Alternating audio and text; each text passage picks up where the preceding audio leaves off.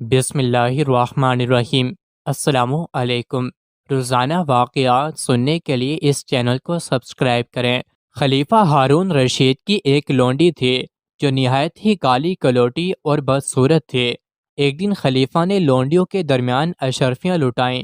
سب لونڈیاں اشرفیاں چننے لگیں، مگر وہ بدصورت لونڈی کھڑی رہی اور خلیفہ کے چہرے کی طرف دیکھتی رہی۔ کسی نے پوچھا کہ تم اشرفیہ کیوں نہیں لوٹتی ہے؟ اس نے کہا، ان لوٹنے والیوں کا مقصد اشرفیہ ہیں اور میرا مطلوب اشرفیوں کا مالک ہے۔ خلیفہ نے اس کی اس بات کو پسند کیا اور اپنے مقربوں میں داخل کر لیا اور بہت سا مال عطا کیا۔ دوسرے بادشاہوں کو یہ خبر پہنچی کہ ہارون رشید ایک سیاہ فام لونڈی پر عاشق ہو گیا۔ خلیفہ کو یہ بات معلوم ہوئی تو اس نے تمام بادشاہوں کے پاس آدمی بھیج کر ان کو اپنے پاس جمع کیا۔ اس کے بعد سب لونڈیوں کی حاضری کا حکم دیا اور ہر لونڈی کو یاقوت کا ایک ایک پیالہ دے کر حکم دیا، اسے زمین پر پھینک دو۔ سب لونڈیاں پیالے کو پھینکنے سے باز رہیں، مگر اس سیاہ لونڈی نے پیالے کو زمین پر پٹخ دیا جس سے وہ چور چور ہو گیا۔ اس کے بعد خلیفہ نے حاضرین مجلس سے فرمایا، اس لونڈی کو دیکھو کہ اس کا چہرہ تو بہت بدنما ہے مگر اس کا کام نہایت ہی عمدہ اور پسندیدہ ہے۔ پھر خلیفہ نے اس لونڈی سے مطالبہ کیا کہ تو نے پیالہ کیوں توڑ ڈالا؟ اس نے دستے بستہ عرض کیا، حضور نے مجھے اس کے توڑنے کا حکم دیا، بس میں نے دیکھا کہ اس کے توڑنے میں خلیفہ کے خزانے میں کمی ہوگی اور اس کے نہ توڑنے میں خلیفہ کے حکم میں نقصان ہوگا اور خزانے میں نقصان واقع ہونا بہتر ہے، اس لیے کہ اس صورت میں خلیفہ کے حکم کی حرمت اور توقیر باقی رہتی ہے۔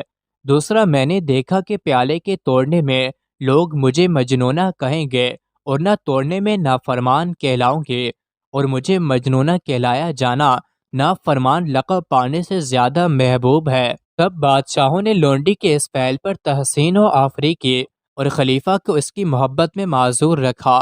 حضرت سیدنا ابراہیم آجری کبیر رحمۃ اللہ علیہ نے فرمایا، سردیوں کے دن تھے، میں مسجد کے دروازے کے قریب بیٹھا ہوا تھا کہ میرے قریب سے ایک شخص گزرا جس نے 2 گدڑیاں اوٹ رکھی تھیں۔ میرے دل میں یہ بات آئی کہ شاید یہ ان میں سے ہے جو بھیک مانگتے ہیں، کیا ہی اچھا ہوتا اگر یہ اپنے ہاتھ سے کما کر کھاتا۔ جب میں سویا تو خواب دیکھا کہ میرے پاس 2 فرشتے آئے، مجھے بازو سے پکڑا اور اسی مسجد میں لے گئے۔ میں نے دیکھا کہ قریب ہی ایک شخص 2 گدڑیاں اوڑے سو رہا ہے۔ جب اس کے چہرے سے گدڑی ہٹائی گئی تو میں حیران رہ گیا کہ یہ وہی شخص ہے جو میرے قریب سے گزرا تھا۔ فرشتوں نے مجھ سے کہا، اس کا گوشت کھاؤ۔ میں نے کہا، میں نے تو اس کی غیبت نہیں کی۔ کہا، کیوں نہیں؟ تیرے نفس نے اس کی غیبت کی اور تو نے اس کو حقیر جانا اور اس سے ناخوش ہوا۔ حضرت سیدنا ابراہیم آجری رحمۃ اللہ علیہ فرماتے ہیں کہ پھر میری آنکھ کھل گئی، خوف کی وجہ سے مجھ پر لرزہ طاری ہو گیا۔ میں مسلسل 3 دن اسی مسجد کے دروازے پر بیٹھا رہا، صرف فرض نماز کے لیے وہاں سے اٹھتا۔ میں دعا کرتا رہا کہ مجھے وہ شخص دوبارہ نظر آ جائے تاکہ میں اس سے معافی مانگ سکوں۔ 1 ماہ بعد وہ پراسرار شخص اس حال میں نظر آیا کہ اس کے جسم پر 2 گدڑیاں تھیں۔ میں فوراً اس کی طرف لپکا، مجھے دیکھ کر وہ تیز تیز چلنے لگا، میں بھی اس کے پیچھے ہو لیا۔